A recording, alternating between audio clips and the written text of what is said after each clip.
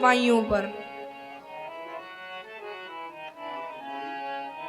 जब यदुवंश कृष्ण अवतारा, होए हरन महामय भारा।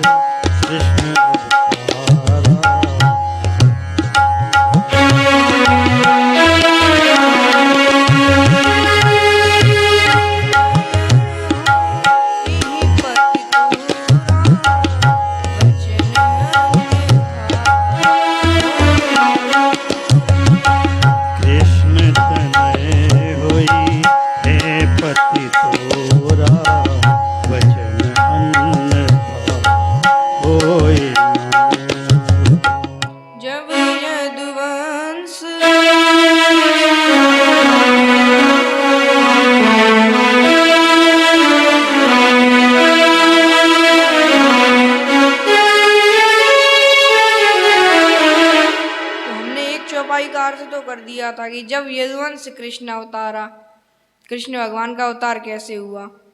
लेकिन कृष्ण तनय होए पति तोरा, भगवान कृष्ण के जो पुत्र थे प्रद्युम्न, उनका जन्म करवाना है। वो जन्म कैसे हुआ, उसके लिए हमें भगवान कृष्ण की लीलाएं सुननी पड़ेंगी। कैसे लीला आती है रास की, रास पंचाध्यायी जिसे कहते हैं। तो ये जो रास पंचाध्यायी है, ये 5 अध्याय हैं जिन्हें भगवान के पंच प्राण भी कहा है। जैसे अपने मुख्य प्राण होते हैं, कौन से प्राण, अपान, व्यान, उदान और समान। ये 5 प्राण मुख्य होते हैं हमारे। ऐसे ही भगवान के भी ये 5 प्राण हैं रास पंचाध्यायी, और पूरा श्रीमद् भागवत भगवान का शरीर है। लेकिन जो रास पंचाध्यायी है ये भगवान के पंच प्राण हैं। तो इस रास पंचाध्यायी को कौन समझ पाएगा? हर कोई तो समझ नहीं पाएगा, कौन समझ पाएगा? तो हनुमान जी महाराज ने लिखा है, प्रथम सुने श्री भागवत भक्त मुख भगवद वाणी, दूजे आराधे भक्ति व्यास नव भांति बखानी, तीजे करे गुरु समझ दक्ष सर्वज्ञ रसीलो, चौथे होए विरक्त बसे वृंदावन मांझ रसीलो, पांचे भूले देय सुधि तब छठे भावना रास की, साते पावे रीति रस श्री स्वामी हरिदास की। हरिदास जी महाराज ने लिखा है, प्रथम सुने श्री भागवत। सबसे पहले तो उसे भागवत की कथा सुननी पड़ेगी, वो भी भक्त मुख, भक्त के मुख से सुननी पड़ेगी। दूजे आराधई भक्ति, और दूसरे उसे भगवान की भक्ति करनी पड़ेगी, जो व्यास जी ने बताई है श्रीमद् भागवत में। कौन सी? श्रवणम कीर्तनम विष्णु स्मरणम पाद सेवनम, अर्चनम वंदनम दास्यम सख्यात्म निवेदनम। तो इन भक्तियों का पालन करना पड़ेगा। कीजे करे गुरु समझ दक्ष सर्वज्ञ रसीलो, और तीसरा क्या बताया कि गुरु जी को समझदार समझे, दक्ष सर्वज्ञ रसीलो। चौथे हुए विरक्त बसे वृंदावन मांझ रसीलो, और चौथी भक्ति क्या बताई? होए विरक्त, वो वैराग्यवान हो जाए और वृंदावन में रहे। पांचें भूले दिए सुधि तब छठे भावना रास की, पांचवी भक्ति बताई कि शरीर की सुध बुध भूल जाए, तब छठे भावना रास की, तब रास की भावना हमारे मन में आएगी।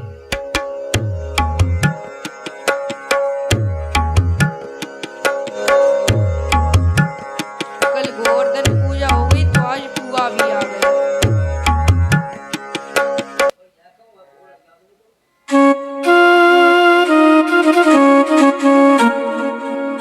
तो वही समय आ गया रास का।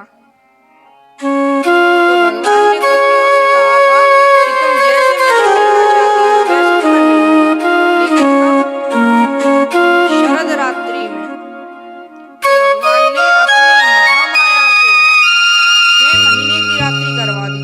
अपनी महामाया के द्वारा भगवान की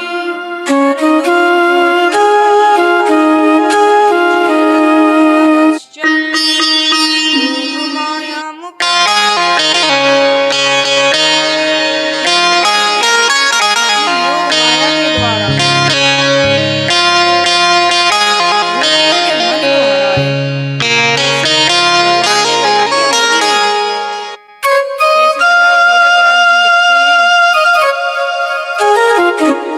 निशम्य गीतम कृष्ण गृहीत मानसा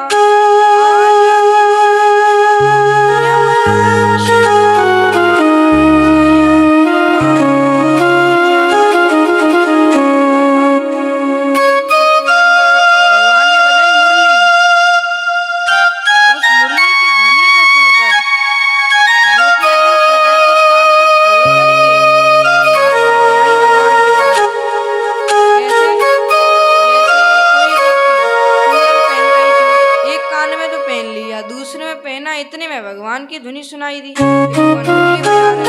एक कान में पहन के चली आई वो, एक अपने आप में ताली लगा रही थी, एक आंख में तो लगा लिया, दूसरी में पता नहीं क्यों हुई, इतने में मुरली की ध्वनि सुनाई दी तो वो भी भागी।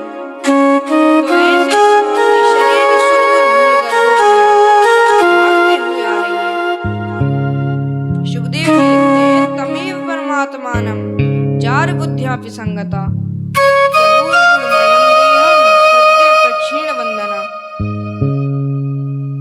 सुखदेव जी ने कहा परीक्षित से कि परीक्षित, जब गोपियां भगवान कृष्ण के पास आईं तब गोपियों ने अपने शरीर में से सभी गुणों का त्याग कर दिया, यानी जो गुणमय शरीर था उनका, उस गुणमय शरीर का परित्याग कर दिया।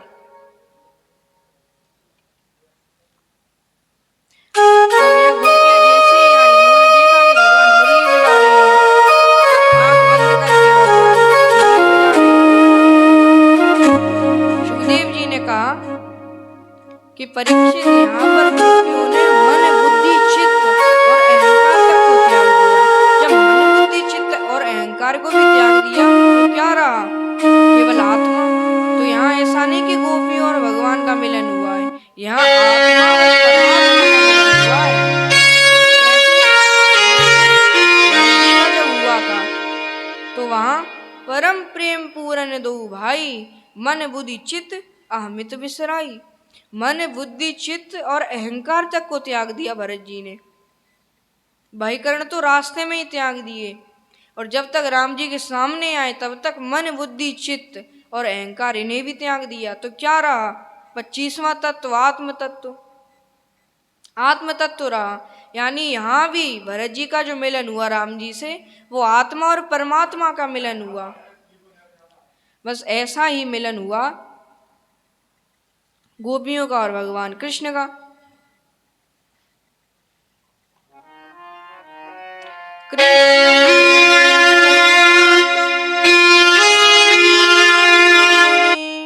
गुण प्रवाहो परमस्तासा गुणधीयां कथम। परीक्षित महाराज ने बोला सुखदेव जी से कि महाराज एक बात बताओ, गोपियां तो भगवान को जार भाव से बजती थी, इस भाव से बजती थी कि पराई पुरुष हैं, ऐसे भाव से गोपियों ने भगवान को भजा, लेकिन फिर भी गोपियों ने भगवान के प्रेम को कैसे प्राप्त कर लिया? तो सुखदेव जी कहते हैं परीक्षित, भगवान को तो हम किसी भी भाव से भज सकते हैं। कामो मन्युर्मदोलो शोक मोह भयादय, शोक से, मोह से, भय से, काम क्रोध लोभ, किसी से भी भगवान को भज सकते हैं।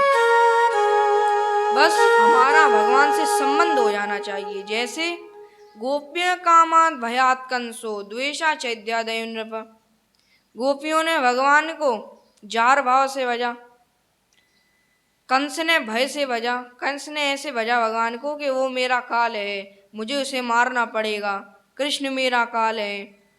तो रोटी आती तो रोटी में भी उसे भगवान दिखाई दे रहे हैं, पानी में भगवान दिखाई दे रहे हैं। तो ऐसा था कंस, तो भगवान ने उसका उद्धार कर दिया। ऐसे चैत्य देश के महाराज शिशुपाल ने द्वेष से भजा भगवान को, बैर करता था भगवान से, तो भगवान ने उसकी मुक्ति कर दी। तो हम किसी भी भाव से भगवान को भज सकते हैं, पर हमारा संबंध हो जाना चाहिए भगवान से। ऐसे गोपियों का संबंध हो गया था भगवान से, इसलिए उन्होंने भगवान श्री कृष्ण के प्रेम को प्राप्त कर लिया। कृष्ण भगवान कहते हैं गोपियों से, स्वागतम वो महाभाग प्रियम किम कर चैव ब्रजस्यानामयं कश्चित् भूतागमनकारणम्। स्वागतम हो महाभाग, आइए आइए, आपका स्वागत है। ब्रजस्यानामयं कश्चित् भूतागमन कारणम, आपका यहाँ आने का क्या कारण है?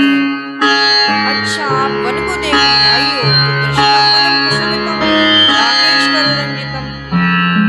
देख लो ये पुष्प कैसे सुहारे हैं, चंद्रमा की किरणें जब इन पर पड़ रही हैं तो ये कितने सुहारे हैं पुष्प। अब ये सब देख लिया हो तो अपने अपने घर को जाओ। और आप तो अपने माता पिता को छोड़कर आई हो, भ्रातर पतयश्च, भाई बंधु सबको छोड़कर आई हो आप तो।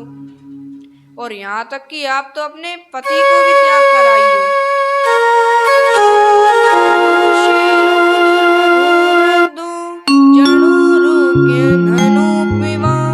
पति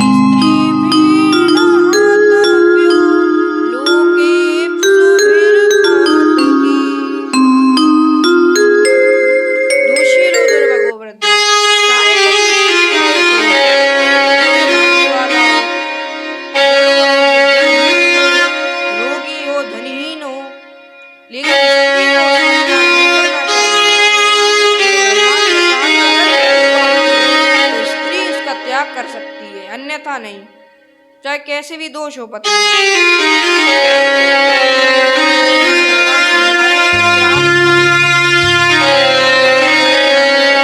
सेवा करो, यही स्त्री का धर्म है। गोपियों ने कहा कि प्रभु आपने कह लिया।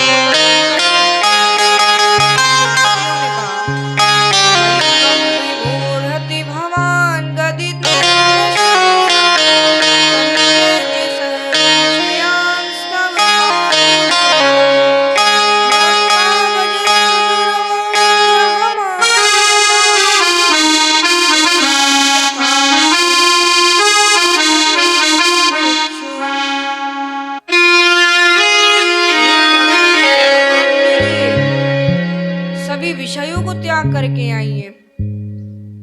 भक्ता भज सुदर्भ, आपके भक्तजन योगी जन मुमुक्षु जन आपको भजते हैं, तो क्या हम गोपी, हम गांव की गंवार स्त्रियां ऐसे कह रही गोपियां? हाँ, आपने एक बात तो सही कही कि यत् पत्ति पत्ति सुहृदाम अनुवृत्ति रंग स्त्रीणाम स्वधर्म इति धर्म विदात्मयुक्तम अस्त्वेवमेतदुपदेशपदे त्वयि से प्रेष्ठो भवान् स्तनुभृतां किल बन्धुरात्मा। हाँ, आपने एक बात तो सही कही कि स्त्री का धर्म होता है पति पुत्र आदि की सेवा करना, लेकिन इस न्याय से तो हमें आपकी सेवा करनी चाहिए, क्योंकि जिन पतियों की बात आप कर रहे हैं वो तो हमारे लौकिक पति हैं और आप अलौकिक पत्नी हैं। पाए महायोगिन देव देव जगतपति, क्या आप तो जगतपति हैं। इसलिए गोपियों ने कहा कि हमें तो आपकी सेवा करनी चाहिए।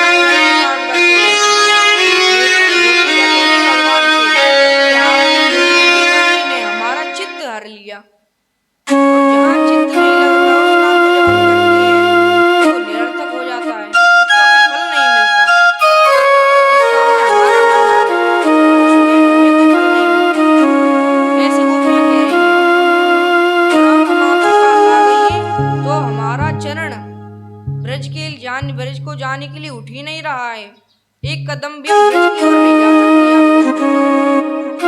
फिर गोपियां कहती हैं सिंचांगनस्त्वदधरम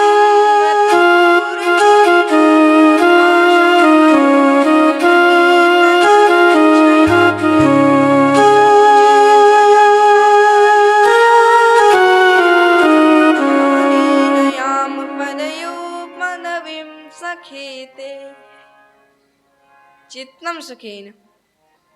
तो गोपियों ने कहा कि हे प्रभु, अगर आप हमारे साथ रास नहीं करेंगे तो फिर हम योग अग्नि में अपने शरीर को जलाकर भस्म कर लेंगी और ध्यान के द्वारा आपको प्राप्त कर लेंगी। क्योंकि ऐसा लिखा है कि मृत्यु समय पर जिसका ध्यान करते हैं वही अगले जन्म में मिलता है, और ये सत्य बात है। अगर हम ऐसे भी कहें ना, मृत्यु समय पर भगवान का नाम ले लें तो अगले जन्म में भगवान मिल जाते हैं। तो ये महिमा है। तो ऐसे कह रही हैं गोपियां कि हम ध्यान के द्वारा आपको प्राप्त कर लेंगे। तो भगवान ने सोचा कोई उपाय ही नहीं है, और इसलिए भगवान ने कहा प्रहस्य सदैव गोपी रात्मा रामोप्यरिरमत। भगवान आत्माराम थे, उन्हें किसी की आवश्यकता नहीं थी, लेकिन गोपियों के सुख के लिए भगवान ने कहा कि चलो रास क्रीड़ा करते हैं। भगवान ने रास रचा है।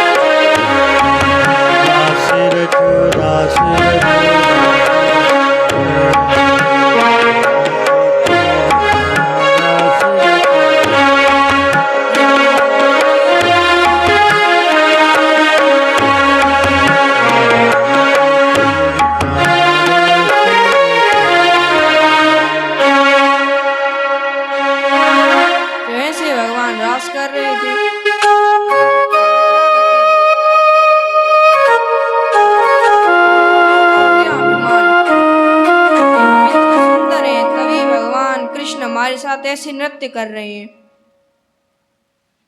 तो फिर भगवान कृष्ण जैसे ही समझे कि इनके अंदर अभिमान आ गया, एक गोपी को लेकर उन पर ध्यान हो गए। और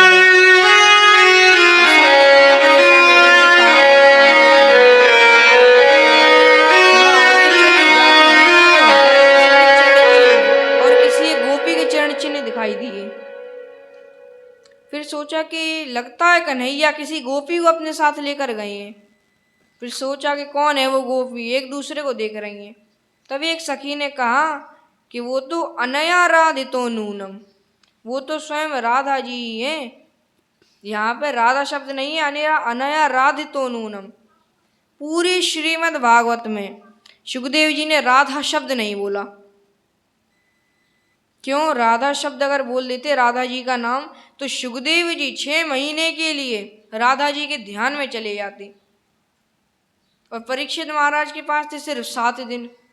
इसीलिए राधा शब्द नहीं बोला। क्या बोला? अनया राधितो नूनम। पूर्ण राधा नहीं बोला, राधिका बोल दिया। तो वो हो सकती हैं, ऐसा सखियों ने विचार किया। जरूर राधिका जी को लेकर के भगवान कृष्ण गए हैं, और यहाँ भगवान कृष्ण अभिमान की वजह से बाकी गोपियों को छोड़कर आए। लेकिन यहाँ जिस गोपी को भगवान लाए थे, राधिका जी, उन्हें भी अभिमान हुआ। उन्होंने क्या कहा कि कन्हैया मेरे इतने दुख रहे हैं, तुम मुझे अपने ऊपर बिठा लो। यानी मैं तुम्हारी पीठ पे बैठ जाती हूँ और तुम चलो। राधिका ऐसे लगे थोड़ा ध्यान में बैठ जाओ, तुम थोड़ा ऊंचे स्थान पे चढ़ जाओ, आसन में पीठ पे रख दूंगी मैं। जैसे ही वो गोपी ऊंचे स्थान पे चढ़ी और भगवान की पीठ पे रखी, भगवान अंतर्ध्यान हो गए। अब तो गोपी धड़ाम से नीचे गिरी। एक तो गिरी तो उसका दर्द हुआ, कमर टूट गई। तो दूसरा दर्द उसका हुआ कि भगवान छोड़ के चले गए।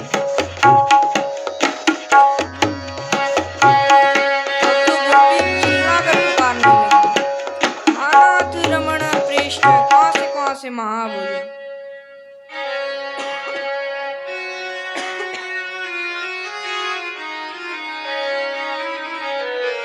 कि हे नाथ, हे रमानाथ, आप मुझे छोड़कर। ऐसा कहते हुए थोड़ी देर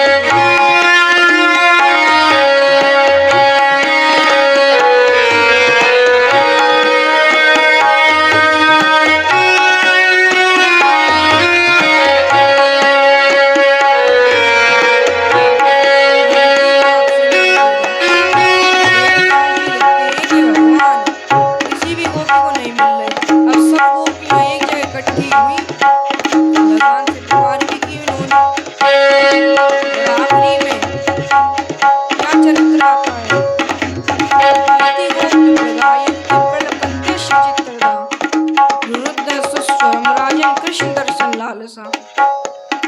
गोपियां एक ही स्वर से रो रही हैं, भगवान को पुकार रही हैं, क्योंकि भगवान कृष्ण के दर्शन की लालसा पुकार रही हैं।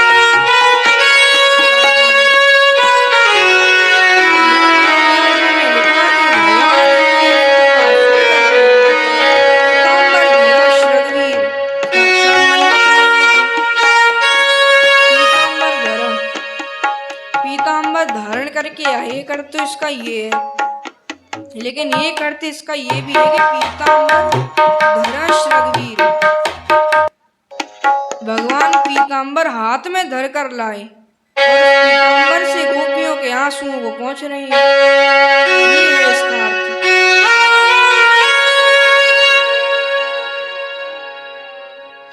तो अब पहली गोपी गई भगवान से मिलने, तो उसने भगवान के चंदन चर्चित भूदंड को अपने गले में डाला। दूसरी गोपी गई, उसने भगवान का चबाता हुआ पान छीन लिया, स्वयं चबाने लगी भगवान के मुख से निकालकर। ऐसे सब गोपियां भगवान से मिल रही हैं।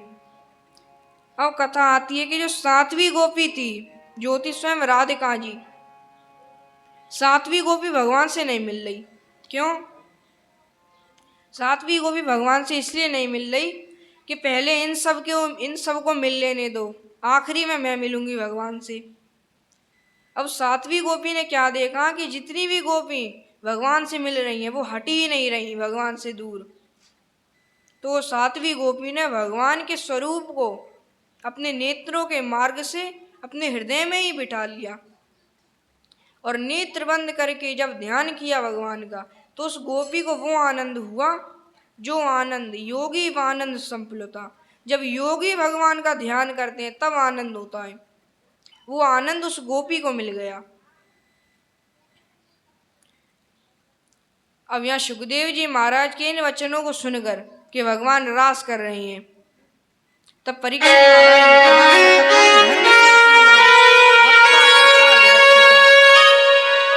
सकतम धर्म सेतुनाम।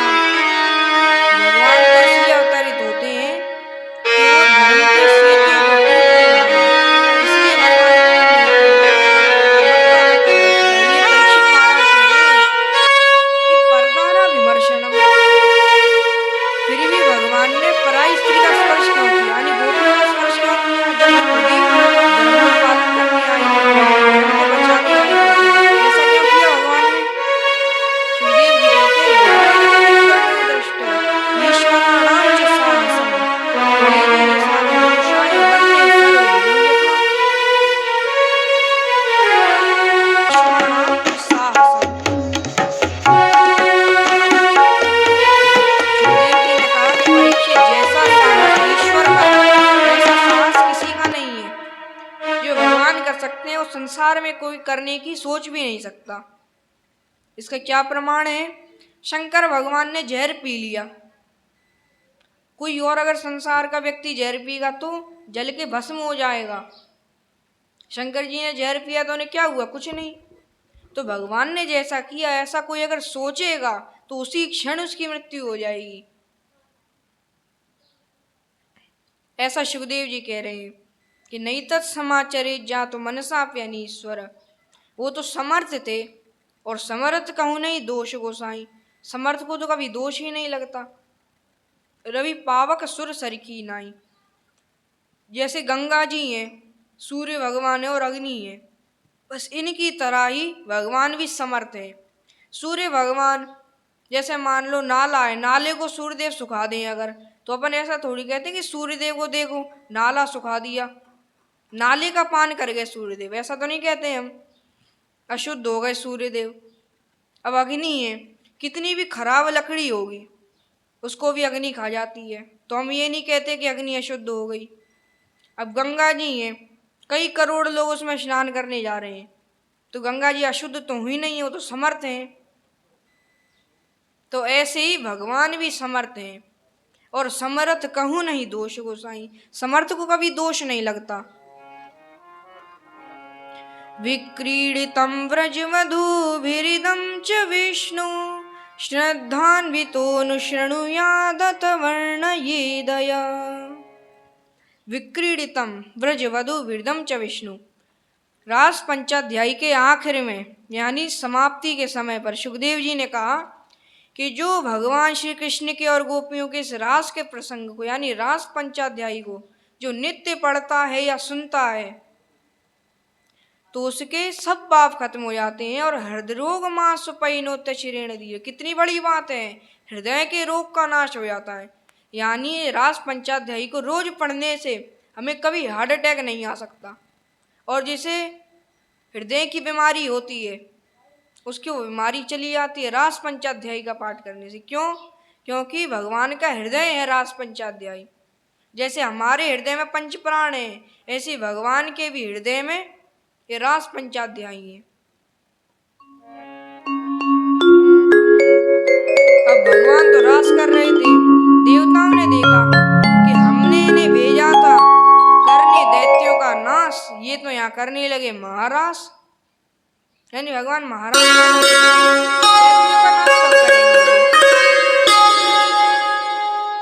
अब नारद जी आए, देवताओं से कहा क्यों परेशान हो, क्यों इतने चिंतित हो। इंद्रदेव ने कहा कि महाराज आप ही चले जाइए और भगवान से कहकर आइए कि आप रात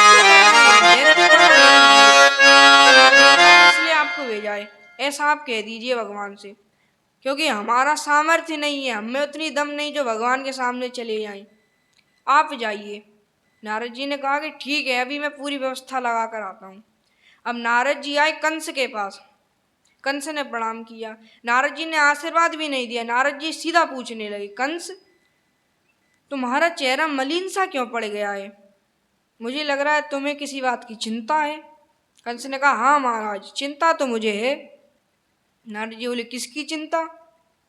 कंस ने कहा, मुझे इस बात की चिंता हो रही है कि अष्टभुजी देवी मुझसे कह के गई है तुझे मारने वाला ब्रज में कहीं जन्म ले चुका है। अब मुझे चिंता हो रही है कि ब्रज में कहाँ जन्म ले चुका है, कभी भी आ जाएगा मेरे पास, मार देगा मुझे। क्या करूँगा मैं? कुछ नहीं कर पाऊंगा मैं। और जितने भी मैंने दैत्य भेजे सब मरते गए। अब मैं क्या करूं? तो यशोदाया सुताम कन्याम देवक्याम कृष्णमेव च रामम च रोहिणी पुत्रो वसुदेवेन विव्यता। पूरा चरित्र सुना दिया नारद जी ने कि यशोदा की पुत्री थी जो अष्टभुजी देवी बन गई, और देवकी के जो 8वें पुत्र थे कृष्ण, रामम च रोहिणी पुत्रो, रोहिणी के पुत्र थे बलराम जी, वसुदेवेन विव्यता। वसुदेव जी ने चालाकी करी। क्या चालाकी? देवकी का जो पुत्र हुआ वो यशोदा मैया के घर छोड़ आए, और यशोदा की जो कन्या हुई थी उस कन्या को अपने यहाँ ले आए कारागार में, सो वो आकाश में उड़ गई देवी बनकर। तो ये वसुदेव जी के कारण हुआ ऐसा। अब तो कंस को आया क्रोध, तो सबसे पहले क्या किया, वसुदेव जी और देव की मैया को कारागार में डाल दिया कि तुम यहीं रहो। वसुदेव जी से कह रहा कि तुमने मुझसे इतना बड़ा धोखा किया, देवकी का 8वां पुत्र वहां चला गया और तुम यशोदा के यहाँ से कन्या को ले आए। बड़ा क्रोध आ रहा कंस को। अब कंस ने सोचा कि पता तो चली गया है कि नंद बाबा के घर पे मेरा काल बैठा है, तो मैं खुद जाऊं उसे मारने, उसे बुलवाऊं अपने यहाँ। ऐसा सोचा। फिर कंस ने कहा कि अपने पास ही बुलवा लेता हूं। तो कंस ने अक्रूर जी से कहा कि अक्रूर जी आप जाओ नंद बाबा के घर वृंदावन में, नंद बाबा से कहना कि आपका और आपके दोनों पुत्रों का न्योता किया है महाराज कंस ने, महाराज कंस यज्ञ करवा रहे हैं। अक्रूर जी ने सोचा कि मेरा जाना तो उचित है नहीं, क्योंकि भगवान की परेशानी करेगा या भगवान को परेशान करेगा अगर यहाँ ले आया मैं भगवान को। तो फिर सोचा कि अगर मैं नहीं गया तो ये मुझे मार देगा। अक्रूर जी ने सोचा कि मैं चला ही जाता हूँ, भगवान के दर्शन ही बहुत बड़ी बात है। तो अक्रूर जी आए। रथादवस्कंद सते स्वचेष्टत प्रभु रमुण्यं गिरिजान से हुई थी। तो जैसे वृंदावन में आए तो भगवान के चरणों से चिन्हित पृथ्वी को देखा, बड़े प्रसन्न हुए अक्रूर जी, और भगवान की धूल में लोटपोट हो गए। और फिर आए भगवान कृष्ण के घर पर। अब वो समय क्या था, ददर्श कृष्णम रामम जे दोहनम गतौ, गाय दोहने का समय था। तो तब अक्रूर जी आज शाम के समय पर भगवान कृष्ण गाय दो रहे थे।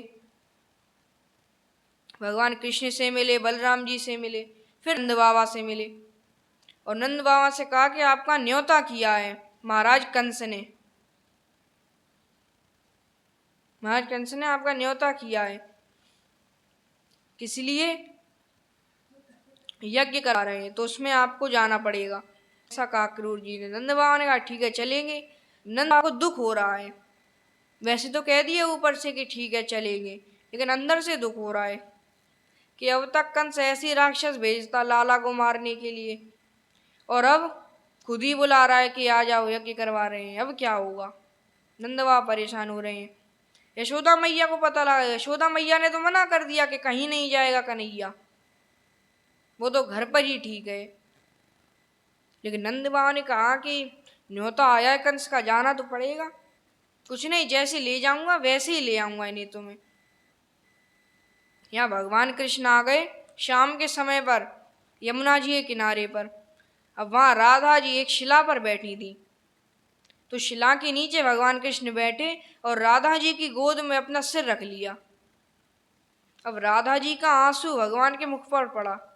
भगवान ने कहा कि राधे ये क्या है? तो राधा जी ने कहा कि कन्हैया पता नहीं क्यों सुबह से मुझे ऐसा लग रहा है कि कुछ अनहोनी होने वाली है, जो होना नहीं चाहिए वो होने वाला है। भगवान ने कहा हाँ अनहोनी तो होने वाली है। मुझे मेरा अवतार कार्य पुकार रहा है, यानी जिस कार्य के लिए मैंने अवतार ये शरीर धारण किया है, अब वो कार्य मुझे बुला रहा है तो मुझे जाना पड़ेगा। फिर बहुत वार्तालाप हुआ राधा जी और भगवान कृष्ण के बीच। अंत में राधा जी ने कहा कि तुम जा रहे हो तो मुझे कुछ सहारा दे जाओ। जैसे राम जी ने भरत जी को सहारा दिया, अन्यथा तो भरत जी की क्या दशा थी, ना कुछ बोल पा रहे ना कुछ खा रहे, निस न नींद नहीं भूख दिन, भरत विकल सुचि सोच। निस न नींद, रात्रि में नींद नहीं आती, दिन में भूख नहीं लगती, ऐसी दशा हो गई थी भरत जी की। लेकिन सहारा मिल गया तो प्रसन्न चित्त होकर भरत जी गए। इसलिए राधा जी ने कहा कि कोई सहारा दे जाओ मुझे। भगवान कृष्ण ने कहा कि मुझे पता है आप कभी भी आकर मेरी कमर से मेरी मुरली छुड़ा ले जाती थी, वो खुद बजाने लगती थी। मुझे लगता है कि मेरी मुरली आपको अच्छी लगती है, तो मैं अपनी मुरली आपको दे रहा हूँ सहारे के रूप में। अब भगवान चले आए, या अपने घर आए, भगवान देखा तो यशोदा मैया की आंखें लाल हो गई, क्योंकि रात भर यशोदा मैया रोती रही कि सुबह कन्हैया चला जाएगा, ऐसे रोती रही मैया। और यहाँ गोपियों को पता चला कि अब कन्हैया जा रहे हैं, अब कहाँ, मथुरा में। और गोपियों ने तो ठान लिया था कि अब कभी लौट कर नहीं आएंगे कन्हैया।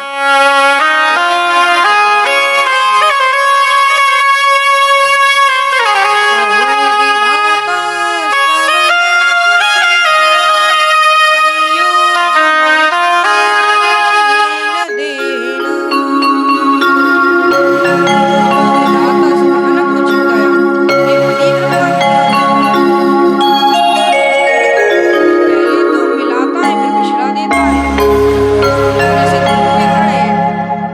धूल के कण किसी ने ऐसे ही झाड़ू लगाते लगाते मिला देता है फिर बिछड़ा देता है। कितना दुष्ट है विधि ब्रह्मा, ऐसे कि तासाम मुकुंदो मधुमंजु भाषितई। कल की जो सभा होगी वो मथुरा की स्त्रियों के लिए बड़ी शुभ होगी, क्योंकि तब वहां भगवान कृष्ण पहुंच जाएंगे। पहुंच गए तो वैसे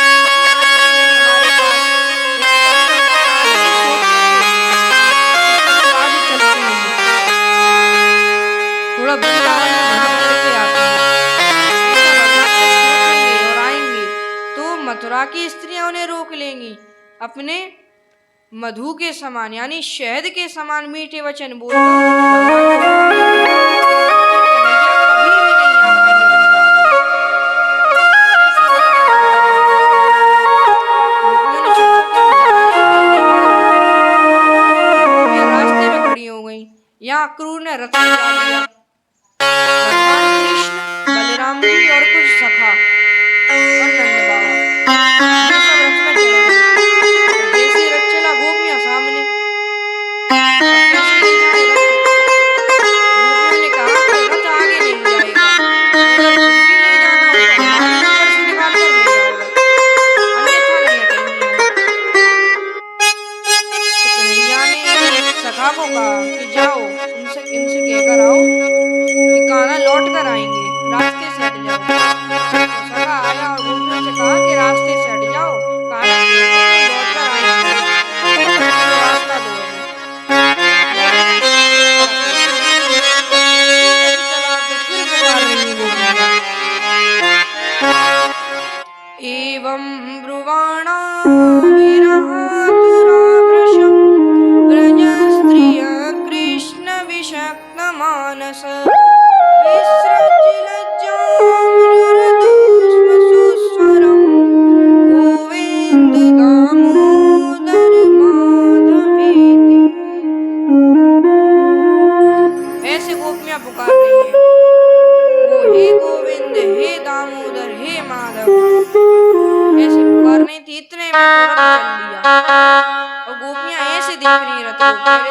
दिखाई दे रहा है। दिखाई दे रहा, केवल इसकी ध्वजा भी नहीं दिखाई दे रही, अब केवल धूल ही धूल उड़ रही है। बड़ी परेशान हो रही हैं गोपियां, बड़ी परेशान हो रही हैं कि कन्हैया चले गए हमें छोड़कर। अब हमें आनंद कौन देगा, सब परेशान हो गए। मथुरा पहुंचने से पहले ही शिविर लगा दिया कि अगर मेरे को बोले ये सब लोग कि क्यों ना हम मथुरा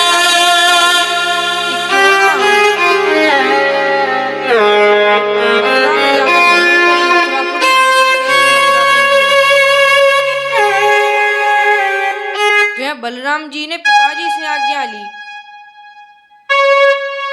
पिताजी से कहा कि आप आज्ञा दे दीजिए हमें, कन्हैया के मन में इच्छा है मथुरापुरी भ्रमण करने की, तो आप चले जाने दीजिए हमें।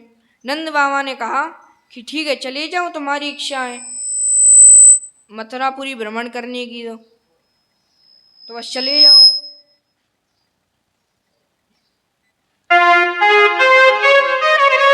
तो सब प्रसन्न होकर बलराम जी भगवान कृष्ण अपनी सखाओं के साथ चले जा रहे हैं। सखाओं ने कहा कन्हैया से कि कन्हैया यार देखना यहाँ के लोगों के वस्त्र कितने अच्छे हैं, और हमारे वस्त्र देखो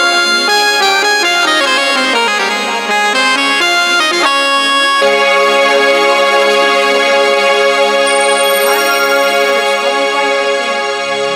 नीचे से भगवान एक स्थान पर ले आए। अब वहां पर जो रजक था कपड़े धो रहा था, उससे भगवान ने कहा कि मामा जी हमारे नाप के कपड़े दे दो, हमारे सखाओं के लिए और हमारे लिए।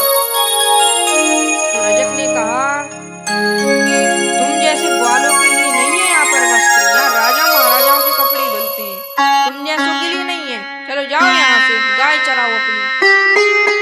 भगवान को क्रोध आ गया, तो भगवान ने एवं विकप्यमानस्य कुपितो देवकी सुता रजकस्य कराग्रेण शिरः कायात् पातयत्। भगवान ने ऐसे हाथ किया और जो उसकी गर्दन पे मारा, अब तो उसकी गर्दन ही अलग हो गई। अब ऐसे रजक की दशा देख करके जितने भी बाकी थे सब भाग गए कि भागो वरना यही हाल हमारा हो जाएगा, सब भाग गए। तो जिस सखा को जैसा अच्छा लगा उसने वैसा कपड़ा लिया। अब जब बहन की जैसे ही चले रास्ते पर, सखाओं ने कहा कन्हैया कोई अगर हमें देखेगा ना तो क्या कहेगा कि ये नए तरह के सफाई कर्मचारी हैं। जरा पीछे देखना कितने वस्त्र लटक रहे हैं, जहां से अपन ने चलना शुरू किया है वहां से पूरा रास्ता साफ होता हो रहा है, देखो कैसे अपने हमारे वस्त्र लटक रहे हैं। भगवान ने कहा ठीक है उसका भी उपाय करते हैं। तो दर्जी के पास आए, दर्जी से कहा कि आप हमारे नाप के और हमारे सखाओं के नाप के वस्त्र सिल दो। दर्जी ने वस्त्र सिलवा दिए। दर्जी बड़ा प्रसन्न हुआ कि भगवान आ गए मेरे पास। भगवान ने कहा कि हमारे पास तो कुछ है ही नहीं आपको देने के लिए। तो दर्जी ने कहा कि महाराज आप मुझे कुछ मत दीजिए, कुछ आवश्यकता नहीं है मुझे, बस आप आ गए यही बहुत बड़ी बात है। तो भगवान ने दर्जी को आशीर्वाद दिया कि तुम्हारी दुकान अच्छी चलेगी। तभी तो आजकल दर्जी जितने का कपड़ा नहीं होता उससे ज्यादा सिलाई के ले लेते हैं। तो ऐसे हुए दर्जी। भगवान आशीर्वाद देते हुए आगे चले।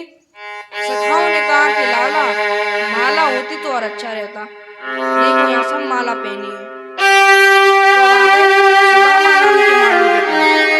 सुदामा नाम का माली था, शंकर जी का भक्त था, शंकर जी को रोज 300 पुष्प चढ़ाता, भजन करता शंकर जी का, भक्ति प्राप्त कर ली शंकर जी को, तो फिर शंकर जी को भी प्राप्त कर लिया। तो शंकर जी जब प्रकट हुए, शंकर जी ने कहा कि वरदान मांगो, तो उसने वरदान मांगा। क्या वरदान मांगा कि मुझे भगवान मिल जाए, कितनी भी जल्दी से जल्दी मिले लेकिन मिल जाए भगवान। तो शंकर जी ने कहा इस जन्म में तो नहीं लेकिन अगले जन्म में निश्चित है भगवान तुम्हें मिलेगा। रामा ने कहा ठीक है कोई बात नहीं, अगले जन्म में मिल जाएंगे भगवान।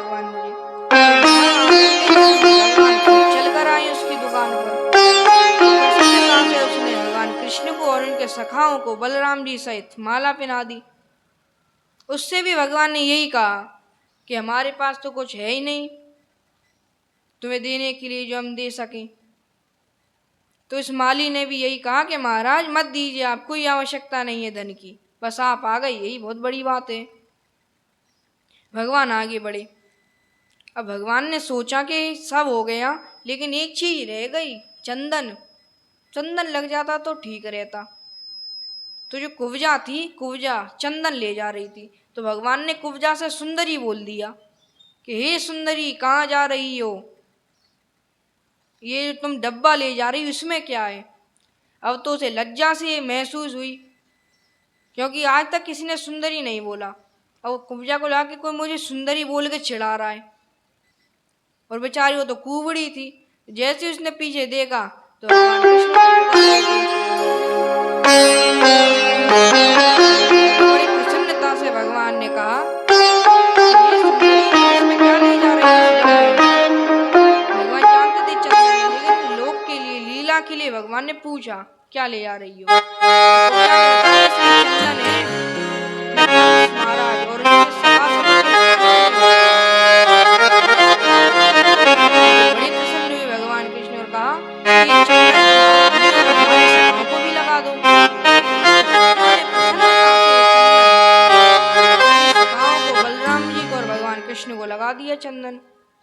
बड़े प्रसन्न हो रहे हैं सब लोग। अब भगवान ने क्या किया, प्रसन्नो भगवान को विजाम त्रिवक्राम रुचिराननाम। भगवान बड़े प्रसन्न हुए। तो जो कुब्जा थी वो कुबड़ी थी, तो भगवान ने उसके पैर के ऊपर अपना पैर रख दिया, एक हाथ उसकी ठोड़ी पर रखा, और जैसे ही भगवान ने झटका दिया, अब तो कुब्जा टेढ़ी थी वो सीधी हो गई। कुब्जा बड़ी प्रसन्न हुई।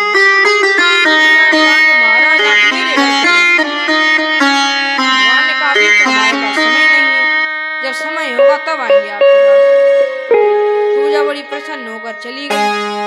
तो ऐसे भगवान ने कुब्जा को सुंदर कर दिया।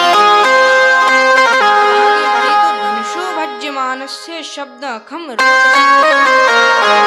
भज्यमानस्य।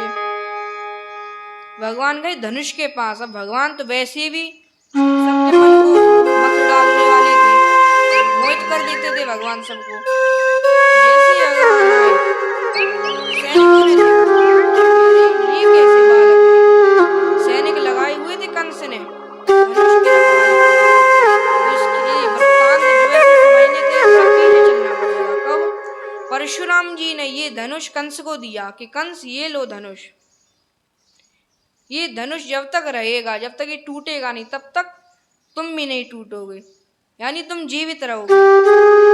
और जिस क्षण ये धनुष टूट गया और जिसने भी तोड़ा, बस समझ लो वही तुम्हारा काल है, वही तुम्हें मार देगा। इसलिए कंस ने उस धनुष की रखवाली के लिए सैनिक लगा दिए। तो मेरे प्रिय श्रोताओं, धनुष है अहंकार का प्रतीक। अहंकार का प्रतीक है धनुष। जैसे धनुष यहाँ है मथुरा में, ऐसे ही धनुष था जनकपुरी में। अब जनकपुरी में जनक तो है ज्ञानी, ज्ञानी तो अहंकार को तोड़वाना चाहता है, इसलिए वहां ये बात रखी कि धनुष टूटे, कौन तोड़े धनुष।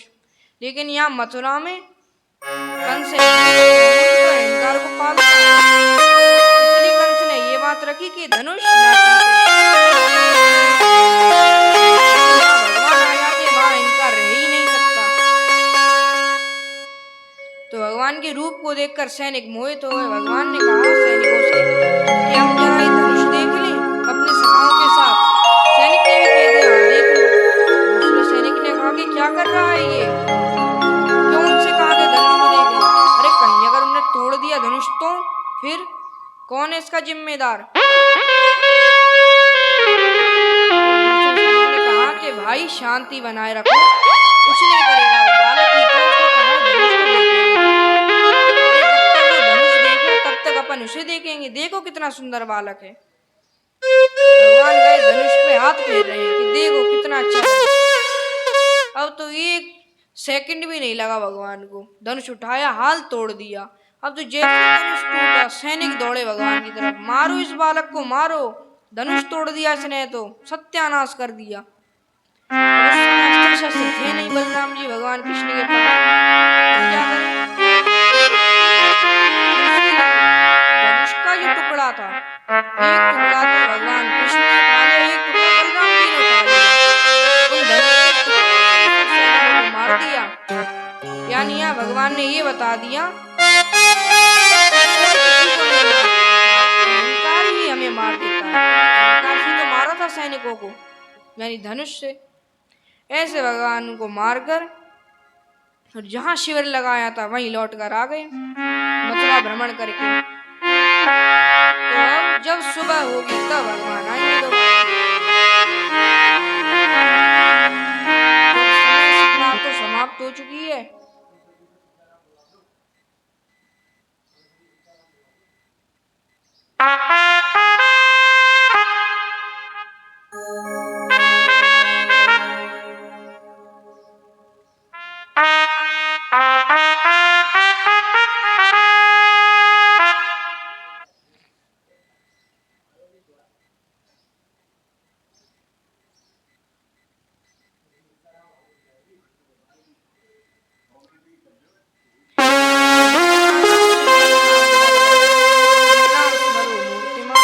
सुबह होते ही जैसे भगवान आए तो भगवान नंद बाबा अक्रूर सबके साथ चले आ रहे थे।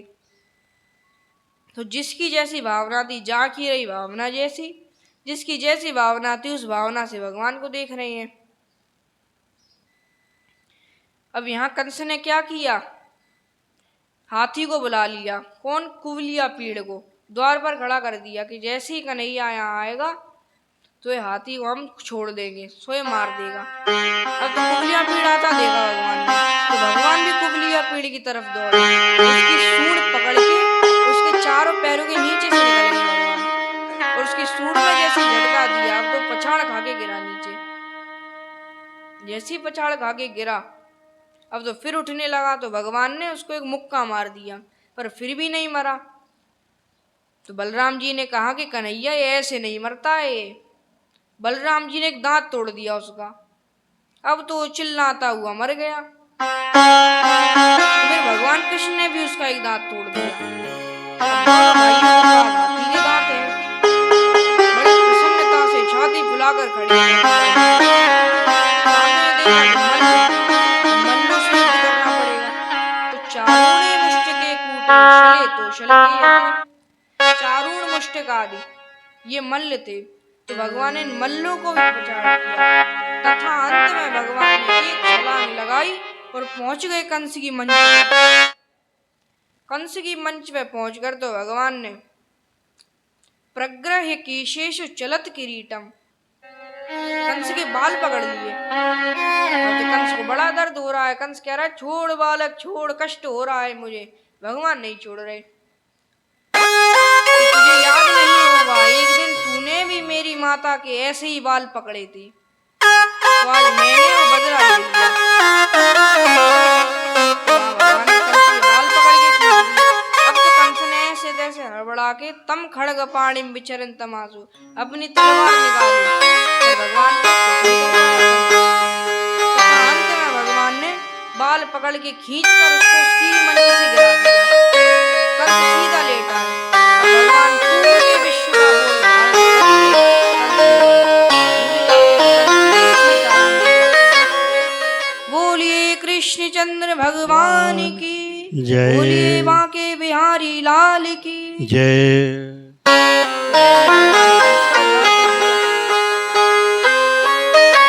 और समय सीमा समाप्त हो चुकी है। आज की कथा को यही विराम। सभी को मेरा प्रणाम। जय सिया राम। ठीक।